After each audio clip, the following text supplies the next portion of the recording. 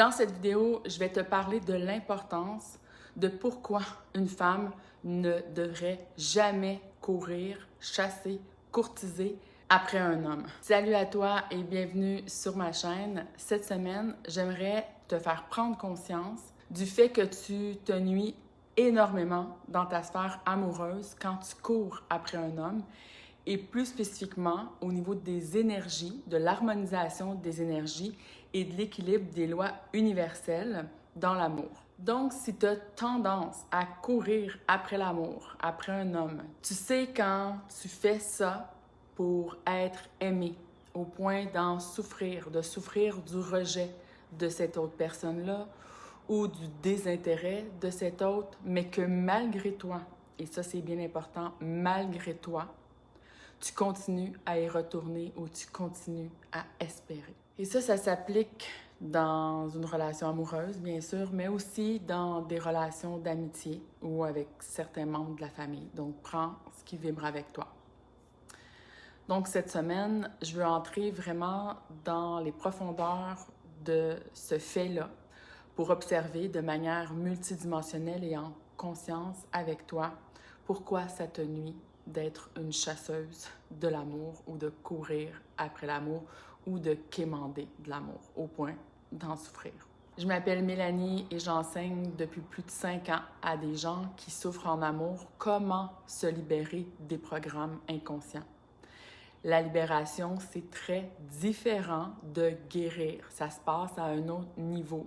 On ne peut pas penser qu'on va guérir des mémoires et finalement s'en débarrasser. Parce que les guérir, ce n'est pas les libérer. Alors, il faut les libérer pour faire de l'espace, pour éventuellement mettre en place des nouveaux programmes en conscience que tu as choisis cette fois-ci, par intelligence et par amour pour toi. Donc, on va observer les lois d'équilibre entre deux personnes, et ici, dans une relation romantique homme-femme, hétérosexuelle. Je ne vais pas rentrer dans toute la complexité de d'autres types de relations. Donc, on va rentrer dans cette dynamique-là pour comprendre la dynamique et l'intelligence de l'équilibre relationnel. Puis, deuxièmement, on va regarder ensemble comment faire pour commencer à t'équilibrer dans ces corps énergétiques. Parce qu'on ne va pas se mentir, une personne qui souffre en amour est en grand déséquilibre émotionnel, psychique, mental inférieur, donc dans la psychologie, et ça peut également avoir affecté ton corps conscience vital et ton corps physique. Alors, l'équilibrage, revenir en harmonie au niveau de tes corps conscience ne va pas se faire en 2 semaines. C'est pas un sprint, mais c'est un marathon et la patience, qui est une qualité féminine extraordinaire, la bienveillance et la douceur pour toi, ils sont requises. Donc, tous tes systèmes et tout s'imbrique énergétiquement pour un équilibre dans cet univers. Rien n'est un hasard. J'ai accompagné, j'ai étudié des dynamiques relationnelles dans les 5 dernières années à temps plein. Je suis une passionnée pour la dynamique relationnelle homme-femme. Et les relations les plus toxiques qui existent, qui font mal et qui détruisent autant dans l'externe que dans l'intérieur de soi. Et j'ai pu observer qu'on parle souvent de personnes toxiques, mais rarement de pensées et de programmes inconscients toxiques. Donc, qu'est-ce qu'on porte à l'intérieur de soi? Pourtant, 95% de ce qui est toxique est la plupart du temps interne. Puis c'est exactement à cet endroit-là que tu dois être présente et faire le travail de libération. Pourtant, 95% des personnes essaient de changer l'extérieur ou déploient énormément d'énergie à critiquer et à chialer. Puis ça, c'est une perte de temps et d'énergie énorme. Ou bien d'autres personnes pensent que le temps ou la vie va arranger la situation, mais ça, ce n'est pas réel parce que, je le répète, on attire ce qu'on porte. On porte des mémoires qui se sont transformées en programmes inconscients et qui attirent sans qu'on s'en rende compte ou qui enclenchent des réactions sans qu'on s'en rende compte. Et c'est ça, devenir conscient. C'est être conscient de ce qu'on porte et de ce qui nous fait réagir. Et c'est toi qui dois éventuellement prendre en main puis te responsabiliser face à ça pour pouvoir t'en libérer. et personne d'autre peut le faire pour toi. Donc, si tu attends que la vie le fasse, tu peux attendre pour l'éternité. Donc, je vais te donner un exemple visuel de qu'est-ce qu'on porte puis qu'est-ce qui attire, qu'est-ce qu'on attire finalement. Je vais te donner un exemple avec, disons que tu as fait l'expérience de te mettre de la sauce à spaghetti sur ton chandail. Donc, disons que j'ai une tache de sauce à spaghetti. Quand les gens me disent « Oui, mais c'est à l'autre personne à changer, j'attire juste des cons, etc. » puis qu'elle ne se responsabilise pas dans le fait qu'elle l'attire à elle. Pourtant, aujourd'hui, plein de gens parlent de la loi d'attraction, mais c'est tellement mal compris. En réalité, la loi de l'attraction, c'est comme la loi de la gravité. Tu ne peux pas être dedans ou ne pas être dedans. Tu es dans cette loi-là, c'est des lois universelles. Donc, je reviens avec ma sauce à spaghetti. Tu as fait l'expérience, que ça soit de ta faute ou pas, tu constates que tu as de la sauce à spaghetti sur ton chandail. Et là, tu vas te voir dans le miroir et c'est comme si tu essayais de faire partir cette tache-là de sauce en frottant le miroir, en essayant de nettoyer le miroir. Et là, tu as beau frotter, nettoyer le miroir, puis tu constates que la tache, elle est toujours là. Et tu comprends pas pourquoi que tu as beau travailler fort à essayer de nettoyer l'extérieur, travailler l'extérieur, puis que ta tache, elle s'en va pas. Parce que l'extérieur est toujours, il n'y a pas d'hasard, il ne peut pas avoir d'erreur, le reflet de ton intériorité. Puis le miroir, encore une fois, ce sont tous des sujets que je peux expliquer pendant des heures. D'ailleurs, je les fais sous forme de programme.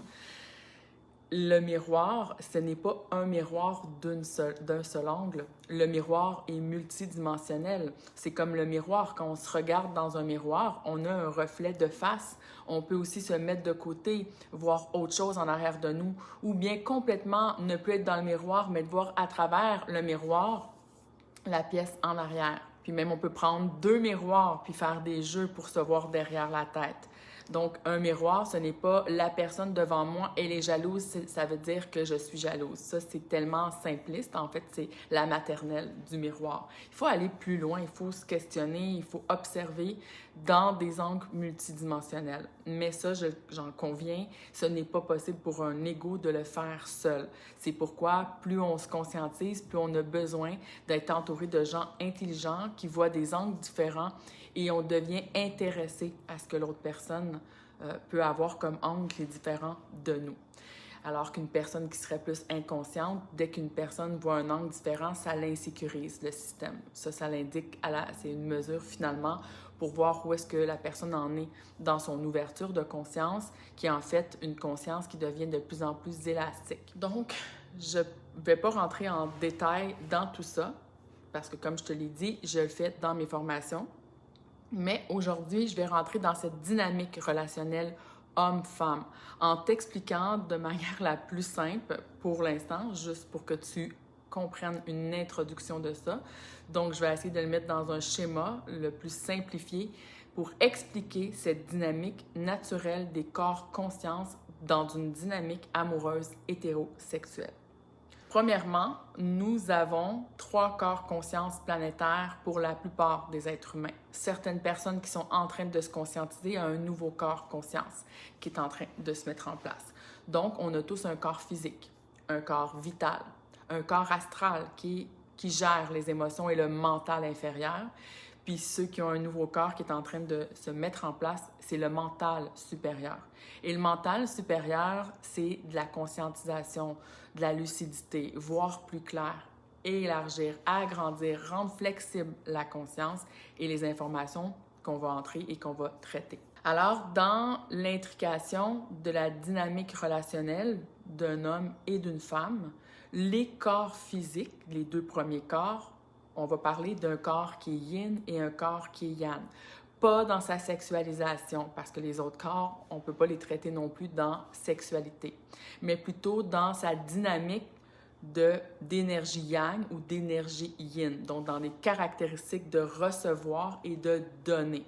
C'est là que j'aimerais que tu puisses observer cette dynamique-là, dans cet angle-là, et non dans un angle de féminité ou de masculinité, parce qu'on peut le regarder vraiment à des niveaux multidimensionnels. Mais pour l'exemple d'aujourd'hui, on va rester dans le plus simple possible.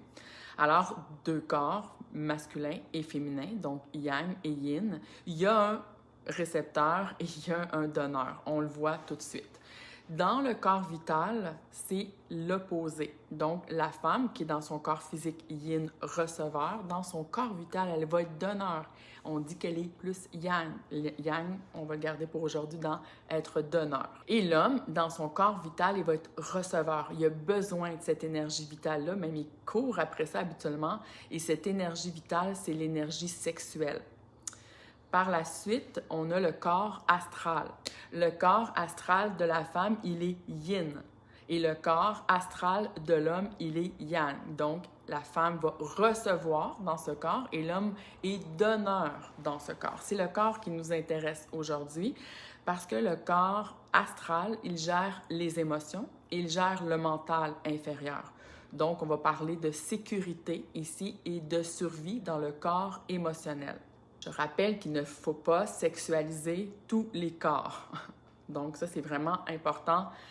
Si on parle, par exemple, d'une batterie qui est positive ou qui est négative, elle n'est pas féminine parce que l'énergie de la batterie, elle est positive ou négative. C'est une énergie. Alors, il faut garder dans le type de recevoir et de donner, d'émettre un émetteur et un récepteur. Dans les deux polarités, le yin va toujours mettre de l'information, donc il va donner la marche à suivre au corps yang. Donc, dans le corps féminin, c'est le corps féminin qui va dire si elle accepte ou non de recevoir et qui va indiquer comment recevoir et quand recevoir. On va voir par exemple tout le cycle de la femme. C'est ce cycle-là qui va mettre en place la danse d'une certaine manière et qui va accepter de recevoir et de mettre en forme, donc de concevoir un enfant. Alors que le donneur, le yang, lui, il va être prêt à donner n'importe quand et de mettre en forme ce que son yin va lui indiquer. C'est la même chose dans ton corps astral au niveau des émotions. Alors, ça, c'est la première étape pour comprendre où est-ce que je vais t'amener aujourd'hui dans le fait que tu te nuis énormément quand tu cours après un homme, quand tu cours après de l'amour. Donc, l'énergie yin par rapport à l'énergie yang, elles ont toutes les deux des fonctions différentes et complémentaires. Et l'énergie masculine est conçue pour être donneur et l'énergie féminine est conçue pour être receveur. Donc, nos corps, consciences sont différents d'un homme et d'une femme. Et on veut souvent être égaux. La réalité, c'est qu'on ne sera jamais égal.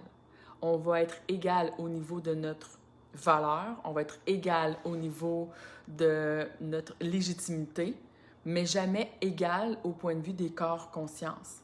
Et plus une femme et un homme est conscient de ça et de la dynamique et de l'harmonie dans ce vivant-là qu'on porte, eh bien, moins nos relations vont nous faire souffrir. Et plus on va être en capacité de développer des couples conscients, harmonisés et harmonieux.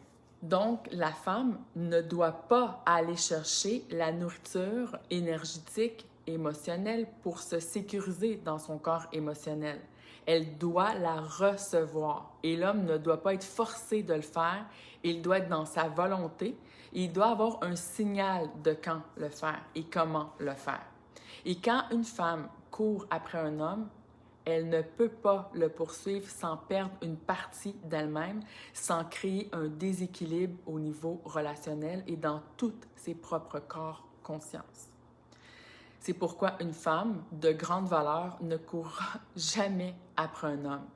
Elle est équilibrée et harmonisée. Elle est écologique dans ses énergies.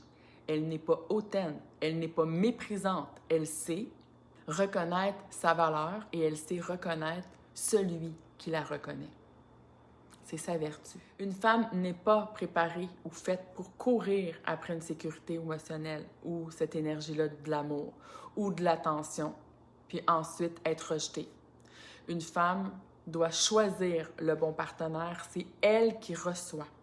L'homme équilibré dans son corps astral yang, de polarité yang, il ne s'en fait pas avec un non ou un frein ou une limite. Il connaît sa valeur et saisit ce qu'il a la capacité d'offrir à une femme en termes d'affection, d'attention et de sécurité. Et il attend le signal, il attend les limites. Son système, lui, quand il se fait dire non ou quand il se fait dire des limites, il ne va pas en souffrir.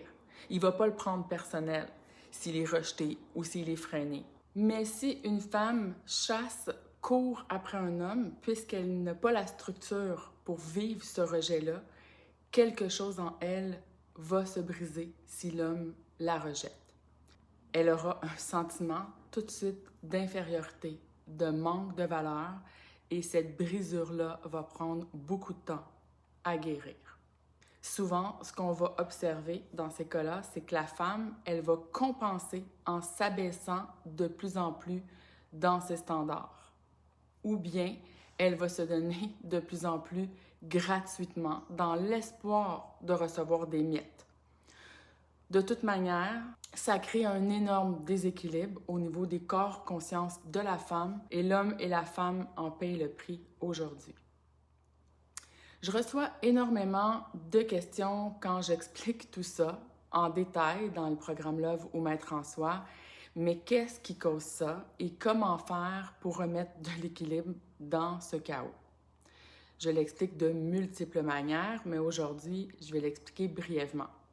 Comment on fait finalement, ces questions-là, c'est plus aussi comment on fait pour arrêter de souffrir en amour et bâtir un couple conscient, harmonieux et heureux. Bon, je vais répondre à une première question pour toi. Si aussi tu te dis que tu as le droit de courir après un homme, si tu le veux, mais je te dis que c'est bien. J'empêcherai jamais quelqu'un de faire son expérience. Donc, c'est bien démontrer son intérêt, mais démontrer son intérêt, c'est une chose. Mais faire une fixation ou obliger l'autre à t'aimer ou le manipuler ou le séduire, dans le fond, la séduction, c'est une forme de manipulation, c'est-à-dire que tu fais une action dans l'idée d'arriver à un objectif derrière. Et ça, ce n'est pas d'apprendre à vouloir connaître une personne et d'installer justement cette volonté-là des deux personnes. Donc, en réalité, une femme qui fait ça, qui va chasser, qui veut absolument forcer un homme à l'aimer, eh bien, en réalité, elle démontre qu'elle est en déséquilibre dans sa confiance en elle, dans voir sa valeur. Alors que démontrer de l'intérêt, c'est de laisser tomber un mouchoir. Donc, de démontrer à l'homme qu'on est intéressé. Tu sais, on a cette image-là de femmes de grande valeur. Ce qu'elles font, c'est qu'elles démontrent de l'intérêt. Par la suite, selon ce que l'homme va offrir, comment il va agir, comment il va démontrer, lui, son intérêt, son attention, sa gentillesse, elle va observer ses actions. C'est ce qu'il va lui démontrer. Et à ce moment-là, elle va accepter d'apprendre à le connaître, de passer du temps avec lui, de lui laisser une chance. Et l'homme roi, qui a beaucoup de valeur, ben il va indiquer à sa reine. Il va aimer ça, que sa reine, donc dans le fond, lui démontre qu'il peut lui faire la cour, qu'il peut la courtiser. Mais surtout, elle ne va pas l'empêcher en lui disant « c'est bon, je suis dans ton lit, tu n'as plus rien à faire » ou courir après lui, même se mettre à genoux devant lui pour « s'il te plaît, laisse-moi te donner mon corps, toute ma sexualité, tout ce que j'ai de plus précieux finalement ». Et les hommes, fondamentalement, dans leur programmation, ils sont des chasseurs. Ils aiment conquérir.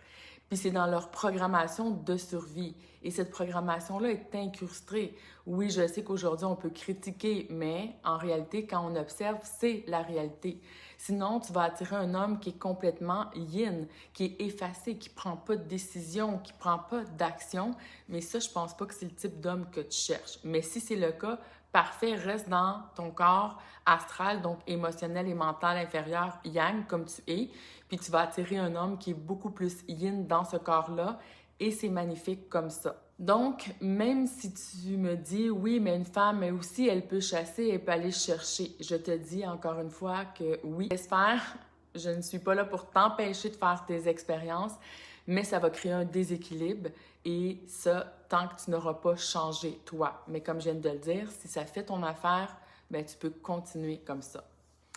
Alors, si c'est dans la programmation d'un homme profondément ancré, eh bien, c'est tout à ton avantage de le comprendre en profondeur, comprendre cette dynamique, cet échange-là, puis l'utiliser à ton avantage pour ton bien-être et pour ton petit cœur.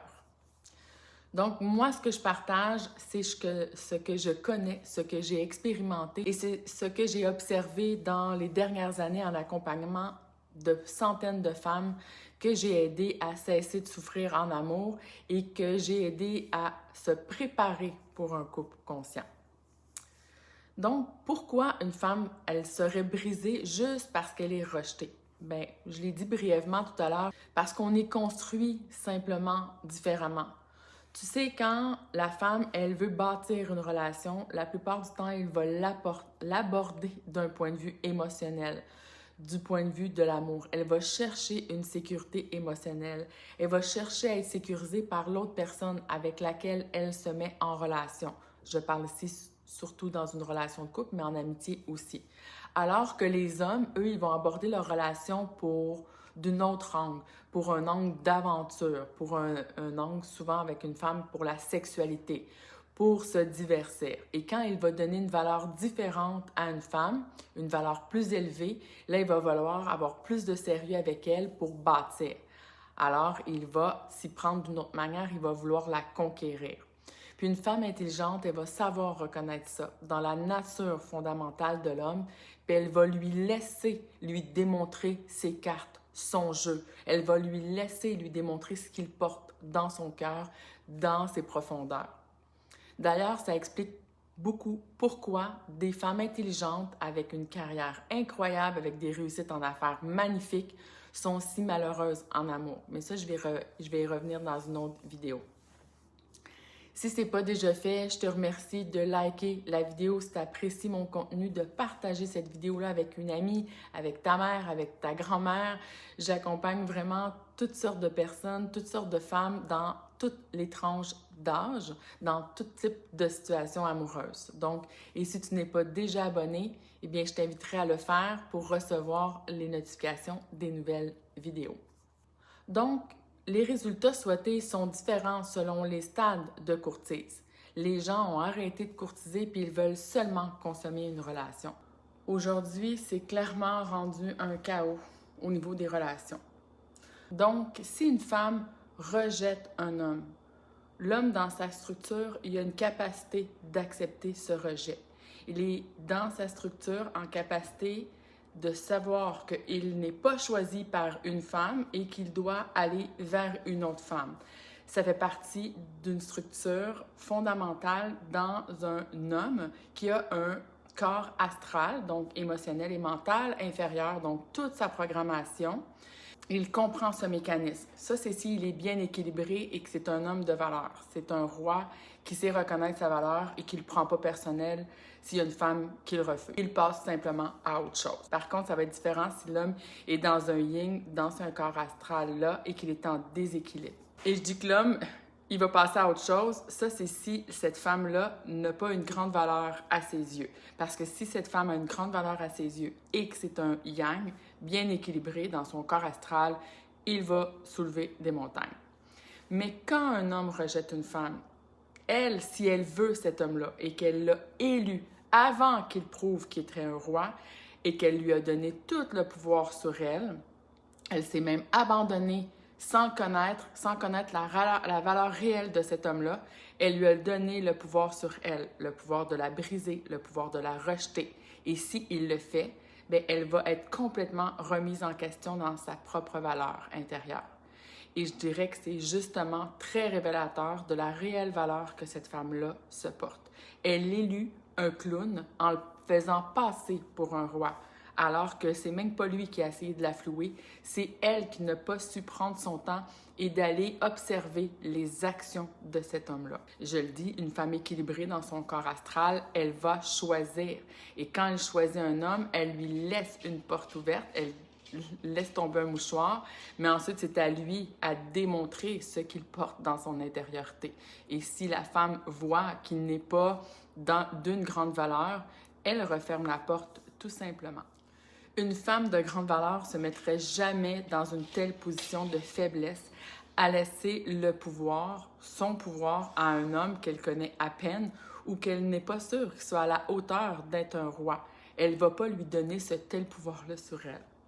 Ça indique comment certaines femmes n'ont pas de valeur ou ne voient pas leur valeur ou n'ont pas compris ce que je vous ai expliqué aujourd'hui et comment souvent elles n'ont pas d'estime d'elles-mêmes. Et cela, ça conduit à une femme à être prise dans ce que j'appelle le piège de l'approbation, le piège de la validation. Donc, l'homme qui t'a rejeté cette expérience-là devient ancrée, enracinée dans tes cellules. Et tu vas chercher à tout prix à être valorisé, à être vu, à avoir l'approbation de cet homme-là pour qu'il voie ta valeur. Et ça laisse un goût amer. Parce qu'en réalité, si tu avais respecté les lois universelles de l'amour, tu n'aurais pas dû vivre cette expérience-là. Et c'est violent pour une femme dans son corps astral. C'est très souffrant d'avoir à vivre ça. Mais pour réussir à venir équilibrer ton corps astral, tes corps conscience, il faut que tu te responsabilises, que tu fasses le travail sur toi. Tu peux pas demander à un homme de te traiter comme une reine si toi-même tu te traites pas comme telle, si toi-même tu ne vois pas ta propre valeur et que tu t'élèves pas à ce niveau de reine-là. Certaines personnes peuvent écouter cette vidéo et trouver que c'est vieux jeu, trouver que les femmes ont le droit d'aller aussi chercher, etc., un homme à l'extérieur. Et je ne suis pas là pour t'empêcher de faire tes expériences. Si c'est ce que tu souhaites, alors je te dis bon chemin. Je ne travaille pas avec des femmes qui ne veulent pas changer, avec des femmes qui sont bien où est-ce qu'ils sont ou dans leurs croyances. Je travaille avec des femmes qui veulent se responsabiliser et qui observent, qui peuvent constater effectivement que ce que je rapporte, que ce que j'indique, c'est une réalité qu'elles vivent, qu'il y a vraiment une toxicité qu'elles portent dans le fait de devoir aller chasser un homme et elle en voit les conséquences et elle en voit le prix à payer. Donc, elle en voit également qu'elle met en péril le rythme naturel de la relation entre un homme et une femme.